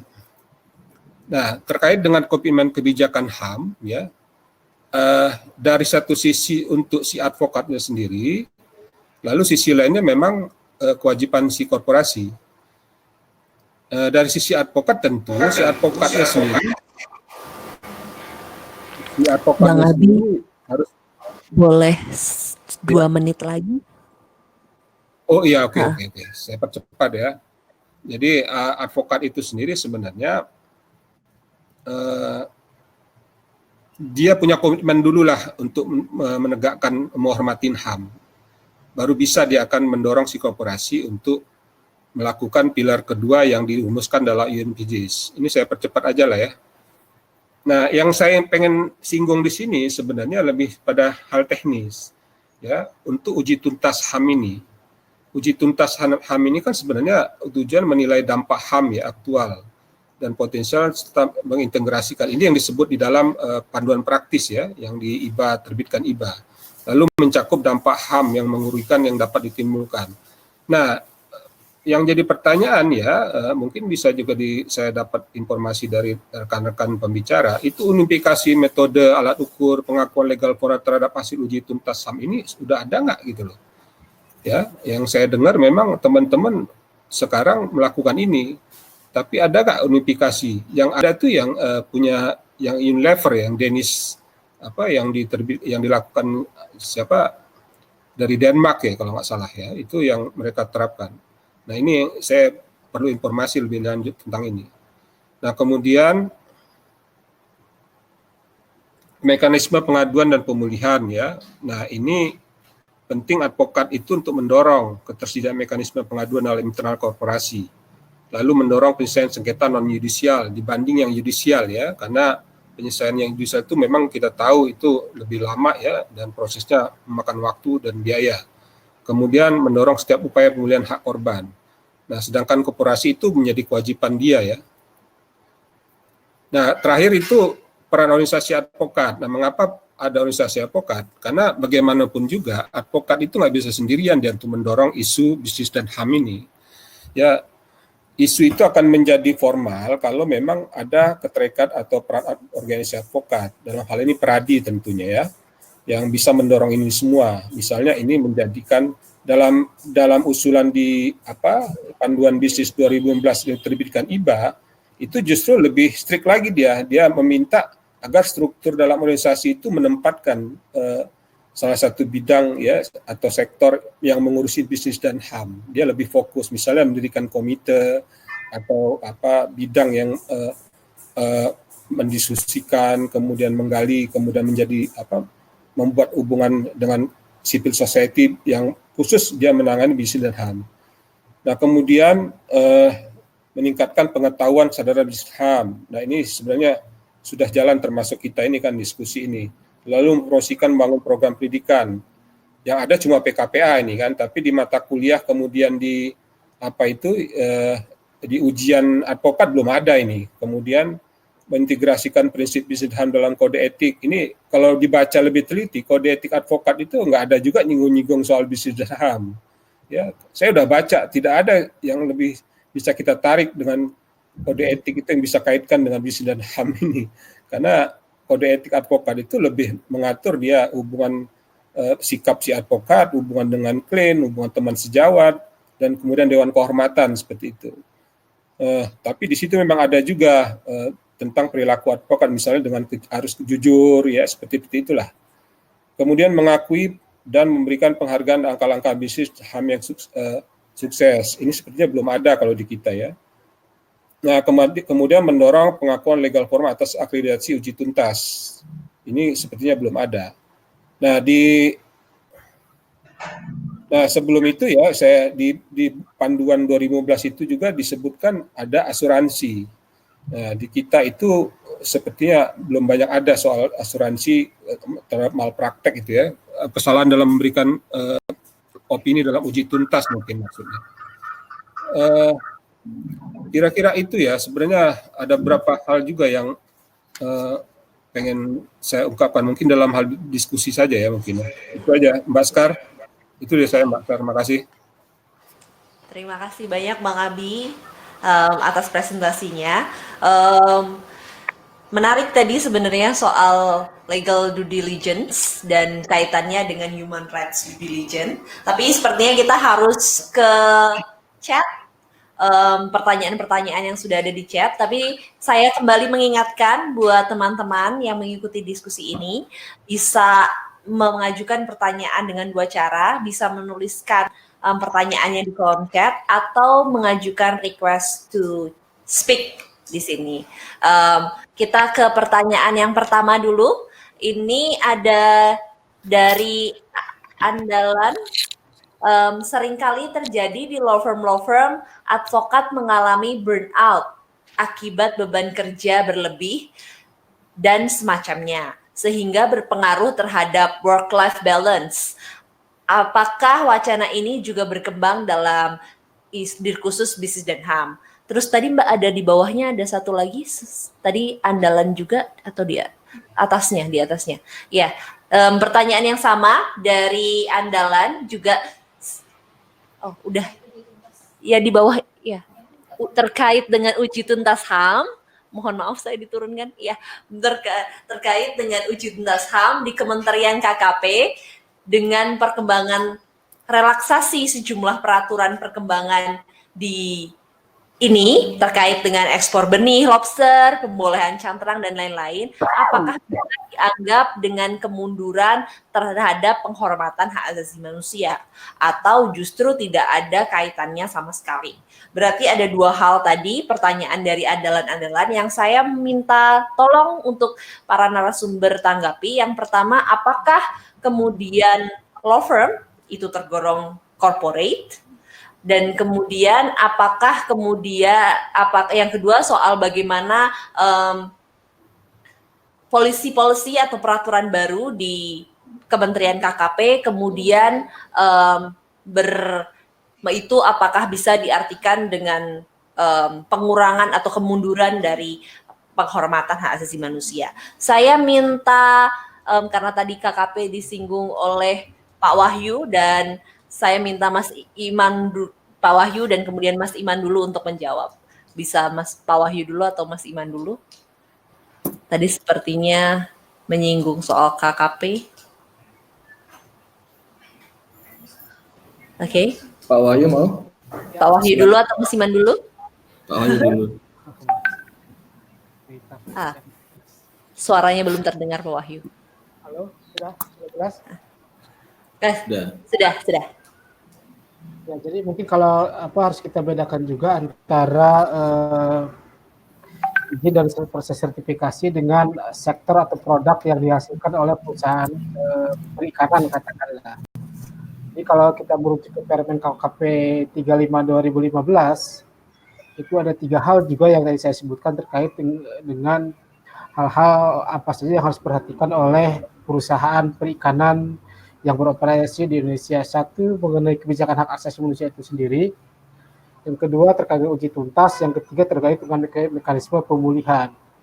Nah, yang terkait dengan hak asasi manusianya itu sebagian besar, kalau kita merujuk ke Permen KKP 35 ini, semuanya yang berkaitan dengan hak asasi manusia itu berkaitan dengan hak-hak pekerja yang diatur di dalam Permen KKP 35 gitu ya. Jadi memang belum menyentuh pada produk yang terkait dengan usaha apa, jenis produk apa yang dihasilkan oleh perusahaan perikanan.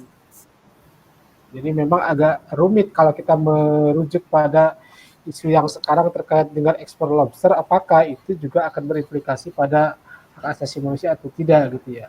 Tapi berkaitan dengan hak-hak pekerja dan lingkungan itu sudah ada yang diatur di dalam Permen KKP ini. Tapi produk seperti tidak tercantum di dalam aturan Permen KKP ini. Nah, yang berkaitan dengan cantrang, saya pikir ini kalau ini masuk terkait dengan dampak yang akan terjadi ketika perusahaan perikanan itu beroperasi. Dampak hak asasi manusia yang harus diukur dengan penggunaan cantrang itu bisa berimplikasi pada kerusakan ekosistem laut dan juga pada lingkungan hidup sekitar pelautan itu sendiri, sehingga memang implikasinya jelas terhadap tidak hanya terhadap manusia tapi juga terhadap lingkungan. Sehingga ada kalau misalnya dibolehkan kembali penggunaan cantrang di dalam proses tangkap ikan di laut-laut Indonesia, secara otomatis akan terjadi kerusakan lingkungan, kerusakan ekosistem di laut, sehingga memang itu akan merugikan kita sebagai para orang-orang yang menikmati gitu ya hasil-hasil laut di Indonesia, apalagi dengan isu pemerintah gitu ya. Nah, kalau untuk lobster sendiri yang terkait dengan bisnisnya, memang kalau kita lihat katakanlah keberatan dari Ibu Susi, mantan Menteri KKP yang sebelumnya, memang terkait dengan nilai ekonomis yang akan didapat Indonesia apabila yang diekspor itu lobster yang sudah besar misalnya dibandingkan dengan benih-benih lobster. Perbandingannya memang sangat jauh. Jadi secara ekonomis Indonesia akan sangat dirugikan jika lobster benih dibolehkan. Tapi secara hak asasi manusia memang kita harus melihat lebih dalam lagi apakah operasional tangkap benih lobsternya itu berimplikasi pada hak asasi manusia atau tidak. Itu kalau dilihat dari rujukannya Permen KP 35 sepertinya belum diatur gitu ya. Itu mungkin dari saya, Mbak Sekar, terima kasih. Selanjutnya mungkin Mas Iman bisa menanggapi apakah kemudian law firm itu juga bagian dari perusahaan, karena tadi ada bagaimana jika lawyernya burn out, apakah itu ada kewajiban law firm bertanggung jawab atas itu? Ya, terima kasih Mas Afan Andalan pertanyaannya. Semoga sehat ya Mas Afan.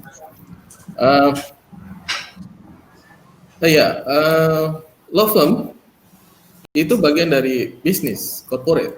Begitu juga dengan universitas, begitu juga dengan rumah sakit yang menjalankan usaha, baik profit maupun tidak profit, baik universitas misalnya dosen-dosen atau lembaga-lembaga pers seperti kantor berita juga masuk dalam cakupan UNGP sebagai pelaku usaha, karena tidak harus profit. Kalau law firm malah justru tegak jelas ada profit di situ. Nah, para burnout sebenarnya tidak hanya dirasakan oleh kawan-kawan di law firm. Kejadian ini juga banyak dirasakan di kawan-kawan di kantor berita misalnya, wartawan yang bekerja, atau di rumah sakit, dokter-dokter dan nurse, perawat yang bekerja lewat dari jam waktu yang seharusnya. Nah, ini jelas bagian dari HAM. Jadi setiap orang itu berhak atas hidup yang sehat, begitu juga atas tidak hanya life tapi juga mental, fisikal dan juga mental yang sehat, sehingga memang sudah jadi kewajiban dari law firm maupun rumah sakit, kantor berita, universitas juga begitu, dosen-dosen yang kerjanya melewati jam waktu dan lain-lain. Guidelines, kalau Mas Afan Andalan mau cek, itu di situ juga ada bagaimana IBA guidelines untuk association. Jadi asosiasi seperti Pradi ini perlu untuk mengedukasi anggota-anggotanya yang punya law firm untuk juga memperhatikan hak asasi manusia dari personelnya, dari lawyernya. Rasanya itu. Terus mengenai lobster, apakah itu merupakan bagian dari bisnis dan HAM? Saya setuju dengan Pak Wahyu, untuk ekspornya itu mungkin tidak terkait langsung dengan bisnis dan HAM, tapi bisa menjadi terkait dengan bisnis dan HAM kalau dalam proses usahanya misalnya justru mematikan atau memberikan dampak negatif terhadap lingkungan seperti yang disampaikan Pak Wahyu tadi. dalam eksploitasi lobster itu memberikan dampak negatif terhadap lingkungan, dalam eksploitasi lobster itu menghilangkan akses petani untuk mendapatkan penghasilan yang layak, maka itu bagian dari bisnis dan HAM. Sektor perikanan memang agak keras bisnis dan HAM-nya, diantaranya kita sudah pernah kita dengar kemarin ada pelaut perikanan Indonesia yang meninggal dibuang langsung ke laut di Korea, begitu juga kejadian di Benjina. Nah, itu Mbak Sekar. Kalau boleh saya juga langsung ke Mbak Sukni Tumi. Sorry, Mbak atau Pak, saya salah ngomong. Sukni Tumi, bahwa nggak ada legal due diligence kewajiban. Gimana meminta supaya klien itu mau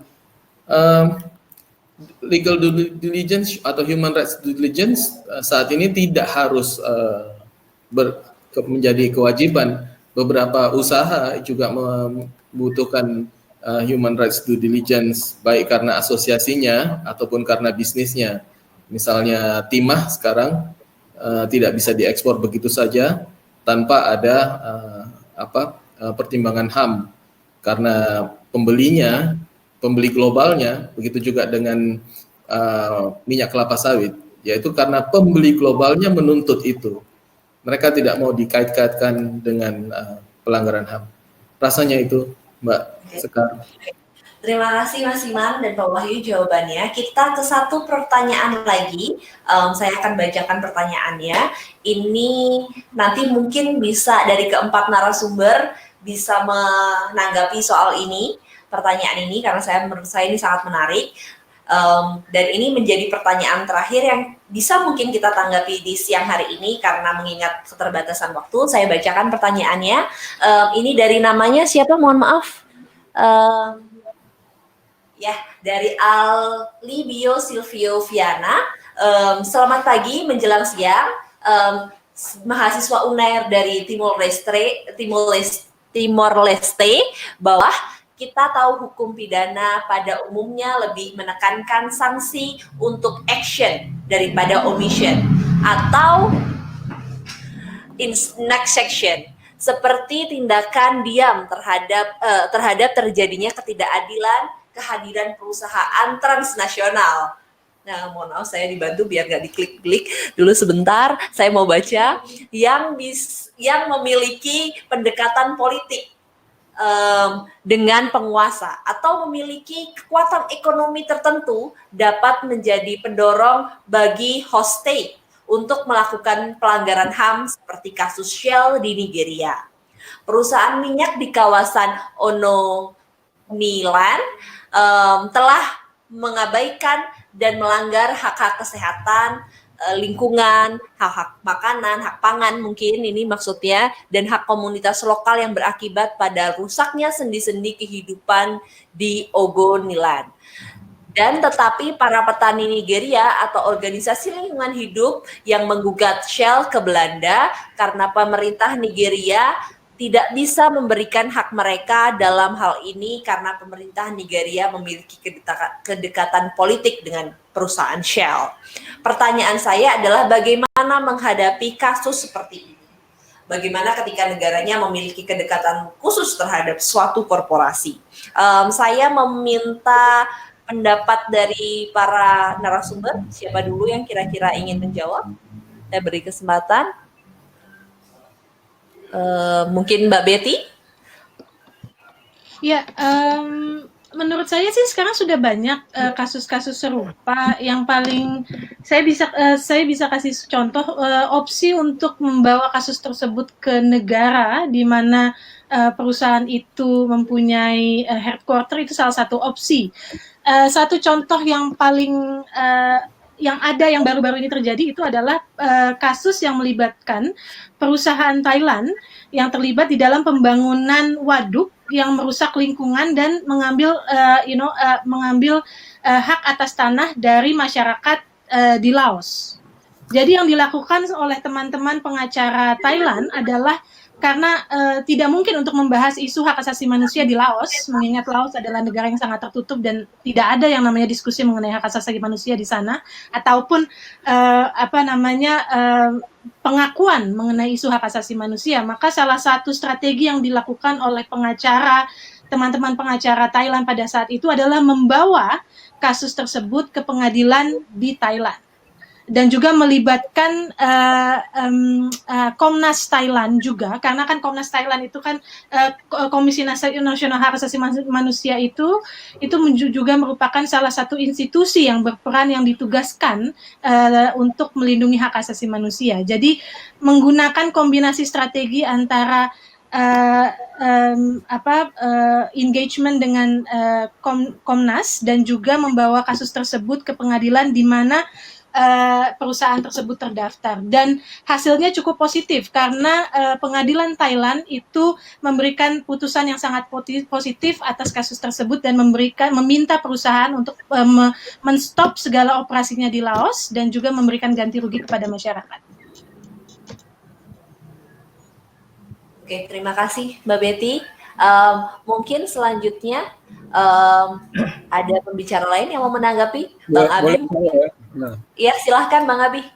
Sebenarnya kalau pandangan saya ya, kalau ada dua sebenarnya sanksi yang bisa dikenakan ke korporasi ini kan, yang paling mereka takutkan itu satu yang udah pasti itu sanksi hukum tuh.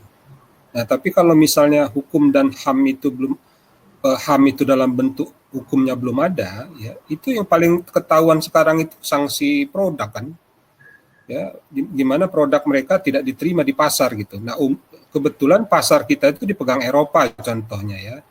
Nah, Eropa sendiri sebenarnya sudah banyak mengadopsi prinsip-prinsip ini, itu akan lebih mudah jalannya. Yang agak susah itu kalau dalam lingkup regional atau nasional misalnya lokal ya, itu kesadaran HAM-nya masih rendah, kemudian juga produk juga hanya bersekitar di tingkat nasional. Nah, inilah menjadi kerjaan kita ke depan sebenarnya. Ya, sekali mereka melakukan produk ekspor keluar, tentu itu akan berhadapan dengan prinsip-prinsip ini, ya. Tapi kalau dia berjalan di lingkup nasional ini sebenarnya mendorong korporasi itu untuk menghormati prinsip HAM ini yang menjadi tugas advokat yang lebih di depan mata sebenarnya. Kalau untuk mereka yang PMA, kemudian juga orientasinya produk mereka ekspor, itu lebih ketahuan, dan itu apalagi ada Mbak Betty kan, kita bisa advokasi aja mereka.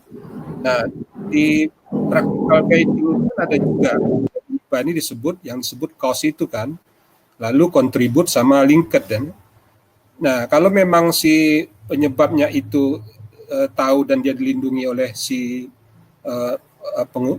penguasa ya, tentu kita bisa gunakan di level contribute, misalnya investornya siapa, kemudian bagaimana suppliernya, kemudian juga bagaimana konsumennya, itu bisa kita gunakan melalui advokasi ya.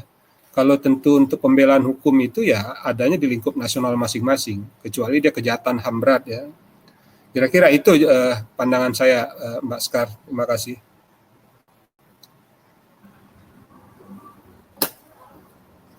Halo Mbak Skar.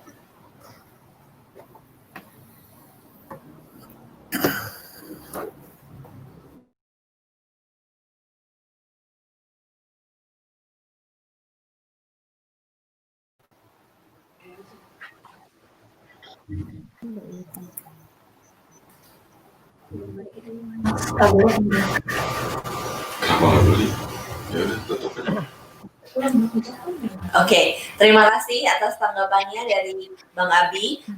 Sebelumnya apakah Pak Wahyu dan Mas Iman mau menanggapi mungkin sebelum kita akhiri? Ya, kalau boleh saya dulu Mas Skar, karena Surabaya sudah masuk.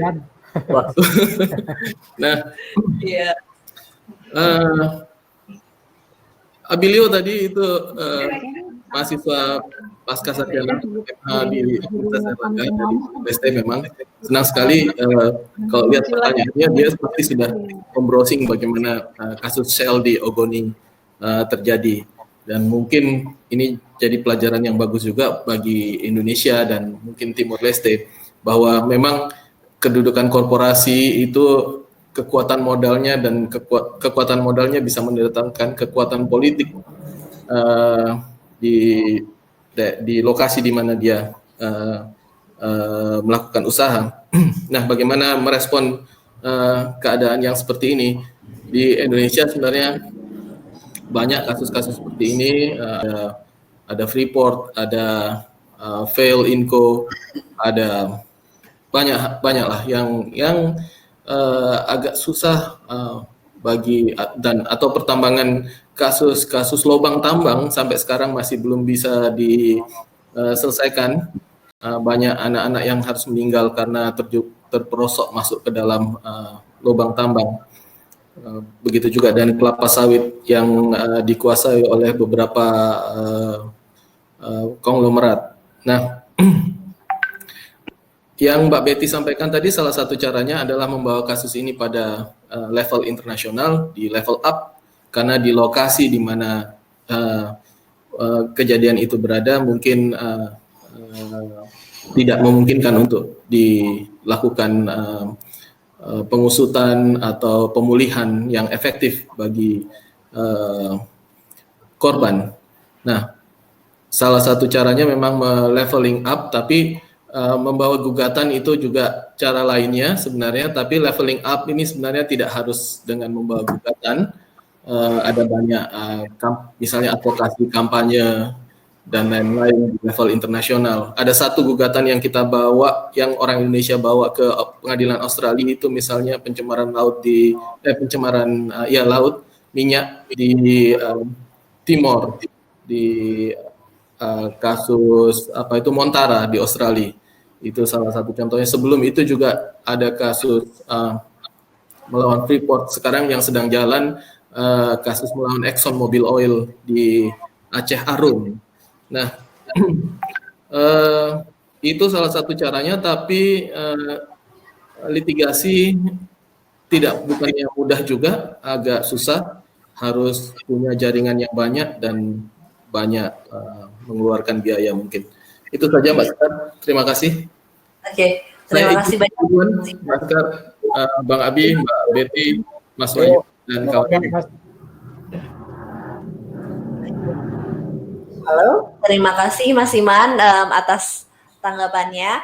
Mungkin kita karena keterbatasan waktu sebentar lagi sholat Jumat, kita harus menyudahi webinar kita di siang hari ini. Tapi sebelum kita menyudahi webinar kita di siang hari ini, kami mau meminta ke Ibu Berliana Simbolon untuk kemudian menyerahkan plakat secara virtual sebagai dalam rangka menutup acara ini.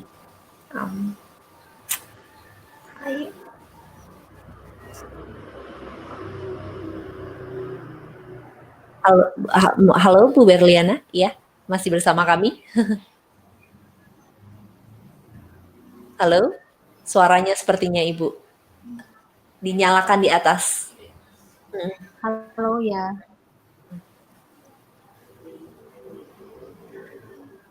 Di atas Ibu. Oke. Udah, halo. Silakan, monggo.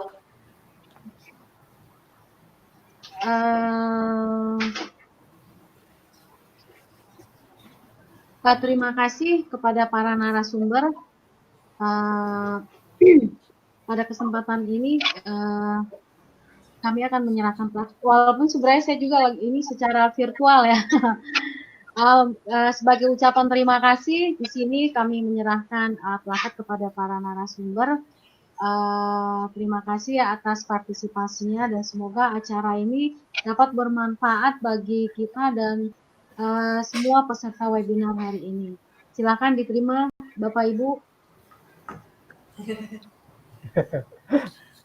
Terima kasih Bu Berlian, Bang Abi, Mas Iman. Terima kasih ya semuanya. Terima kasih Bang Abi, Pak Iman.